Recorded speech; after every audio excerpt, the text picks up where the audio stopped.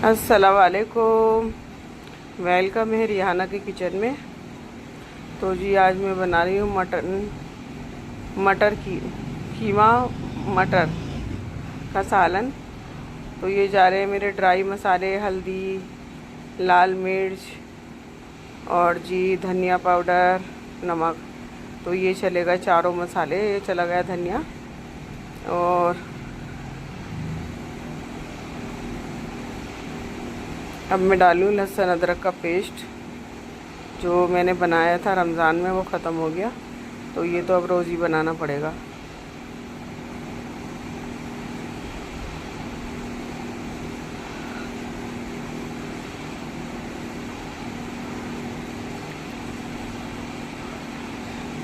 ये चला गया नमक। और बस मैं अब इसके अंदर डालूँगी देसी घी।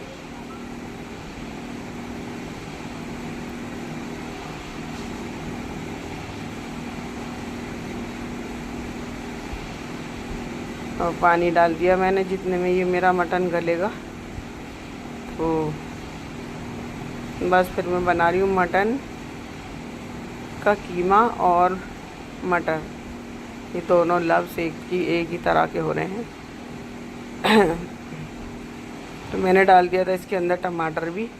तो टमाटर थोड़े सॉफ्ट आ रहे हैं, तो मैंने कहा ये इसी के साथ में गल जाएगा। जब तक कीमा गलेगा जब तक ये टमाटर भी गल जाएंगे। तो मैंने टमाटर भी डाल दिया था। अब बस ये बुनाई की तरफ जा ही रहा है, फिर डाल दूँगी इसके अंदर मटर।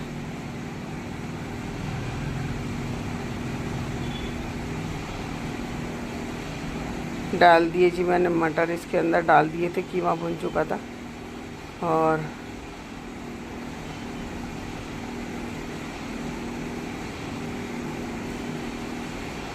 ये मटर डाल दिया था मैंने, और ये मेरा कीमा और मटर बन के तैयार हो रहा था। अभी इसके अंदर और थोड़ा मटर जो है ना अभी सॉफ्ट है, नहीं हुए कैड़े हैं।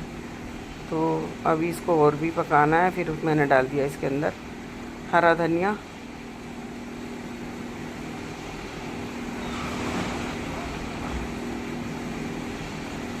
हरा धनिया तो ये है कि सब्ज़ी की जान होती है। और मेरे हस्बैंड दोनों चीज़ों से बहुत ही एलर्जी करते हैं। एक तो टमाटर मत डालना, एक हरा धनिया मत डालना। तो जो चीज़ डालने वाली होती है वही मना कर देते हैं कि ये मत डालना। तो देखिए जी ये बन चुका है मेरा, रेडी हो गया कीमा मटर। देखिए कितना यमी और कितना देखने में भी कितना अच्छा लग रहा है। तो बस मैं बनाकर और मैं बनाने लगी थी। अफ्तारी का टाइम हो गया था तो मैं काटने लगी थी अफ्तारी। और मैं बना रही थी रूह अफ़ज़ा का शरबत। तो मेरा रोज़े में इतना ज़बान सूख रही थी, खुश्की आ रही थी, तो लग रहा था कि रूह अफ़ज़ा का शरबत बना लूँ नींबू डाल के, और बस बहुत पी लूँ आज मैं। लेकिन रोज़े से पहले पहले करता है दिल हर चीज़ को, बाद में नहीं करता इतना। तो ये मैंने रख दिया था। मैंने कहा चीनी घुलने में भी टाइम लगेगा। और अब मैं बनाने लगी थी मैंगो शेक।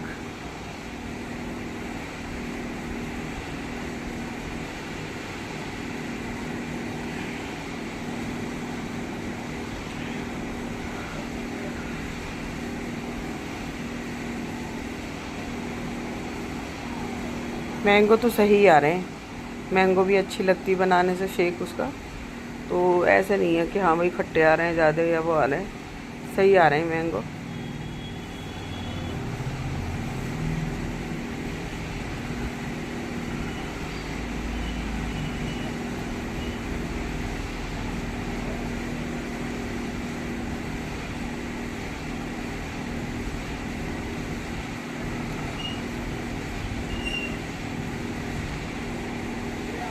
तो बस मैं मैंगो भी बना लिया था और रूह अफ़ज़ा का शरबत भी बनाया था मैंने। वैसे मैं लस्सी बनाती हूँ रूह अफ़ज़ा की, लेकिन जो मेरी वो गुलनाज़ है हेल्पर, वो भी कहने लगी आंटी शिकंजी बना लो नींबू वाली।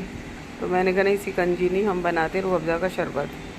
तो फिर शरबत भी बना लिया था, मैंगो भी बना लिया था, अफ्तारी काट ली थी।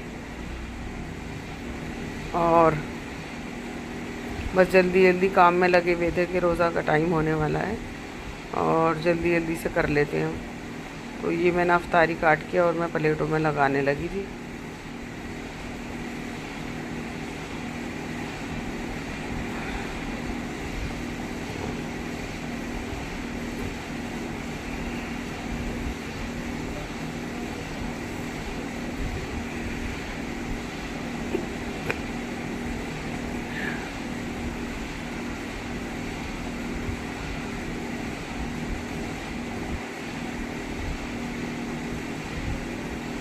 पकौड़ी रोज़ नहीं बना रही थी, पता क्या है, एक तो रोज़ा, फिर ऊपर से होने लगी जलन। तो इतनी जलन और इतनी तेज़ाब बनने लगा था, तो मैंने 2-3 दिन से पकौड़ी ना तो बना रही थी और ना मैं बाहर से मंगा रही थी। नहीं तो मेरे हस्बैंड कह देते हैं कि मत बनाना, और तुम अकेली जान इतना काम करती हो, मत बनाना, मैं लेकर आ जाऊँगा बाहर से। तो मैंने कहा नहीं, मुझे बिल्कुल नहीं मंगानी, ना बाहर से और ना ही मुझे घर पे। इतना मेरे तेज़ाब बनना था, इतना तेज़ाब बनना था कि मेरे कानों तक में निकल रहा था शहरी के बाद। और बड़ी दुआएं की मैंने कि अल्लाह, मैं दवाई भी नहीं खा सकती और जलन इतनी मेरी गले से लेके कानों तक जा रही थी। अगर रोज़ा ना होता तो यह है कि चलो भाई पानी भी पी लो, एक घूंट करके पानी भी पी लो, लेकिन रोज़ा है तो बस मैंने फिर ये अल्लाह से दुआ मांगी, अल्लाह पाक मेरी जलन ख़त्म कर दे। फिर रोज़े के बाद मैंने जलन की दवाई ली। तो बस अब मैं लगाने लगी हूँ बाहर जाने वाली प्लेटें। तो बाहर ना हमारे घर के आसपास में कोई पड़ोस तो है नहीं, और बस चाय के होटल हैं और मार्केटें हैं। तो वहाँ फुहारा है, तो फुहारे के पास वो बाबा लोग बैठे रहते हैं। तो मैं गुलनाज से उनको ही भिजवा देती हूँ, मैंने कहा लो दे कर आओ। तो ये प्लेटें जो डिस्पोजल मंगा रखी मैंने, तो उन्हीं के लिए मंगाई हुई हैं, उन्हीं को भेज देती हूँ। तो बस फिर ले आई थी, लाइट हल्की आ रही है आंटी था और जब भी तो कैमरे में लाइट कम आ रही था। तो फिर ये ले आई थी गुलनाज दूध। तो मैं दूध भी करने लगी थी और फिर भाग लिया होगा। हम बज रहे थे 12, ये 12 बजे लाती है रोज़ दूध। और फिर उसके बाद में शहरी का टाइम हो जाएगा तो फिर मैं बनाऊंगी रोटियाँ।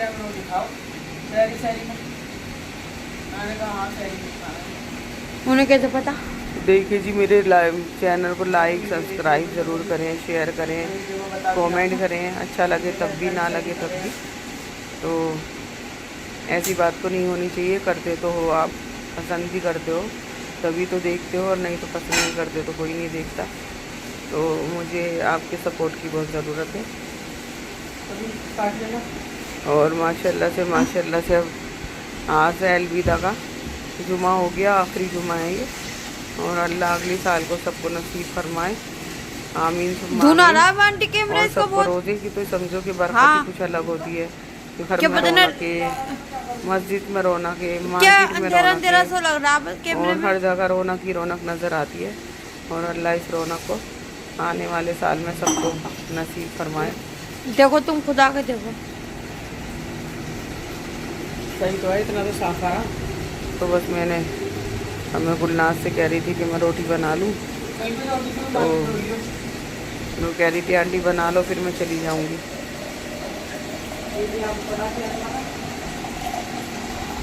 तो रोज़ यही रहता, खाने में क्या बनाना है, खाने में क्या बनाना है, खाने में क्या बनाना है। ये तो रोज़े में नहीं, रोज़े के बाद भी यही चलने वाला है। ये बस लेडीज़ के लिए यही प्रॉब्लम होती कि ऐसी चीज़ बननी चाहिए जो घर में सभी को पसंद भी हो और खा भी ले। तो सभी की फरमाइश को ध्यान में रख के बनाना पड़ता है, कुछ ना कुछ। तो 3-4 दिन रह गए ईद के, और मेरी बेटी के कमरे में थोड़ा काम भी रह रहा है और उसकी तबीयत भी सही नहीं है। तो मैंने बना ली थी जी रोटी, और ये थी मेरी हेल्पर गुलनाज। तो मैंने कहा मैंने रोटी बना ली, हाँ बस तुम कर दो किचन को साफ़। ये गुलनाज करने लगी थी, तो मैंने कहा कुछ मसाले भी ख़त्म हो रहे हैं, जैसे हल्दी ख़त्म हो रही है, धनिया ख़त्म हो रहा है, तो वो निकालो और डब्बे में भर दो। तो ये बता रही थी मुझे कि आंटी हल्दी तो मिल गई, तो मैंने कहा देखो गोला भी मंगा के रखा था मैंने। तो माशाल्लाह से ईद है, 4-5 दिन रह गए, तो मैंने कहा थोड़ा थोड़ा। तो आज का व्लॉग मेरा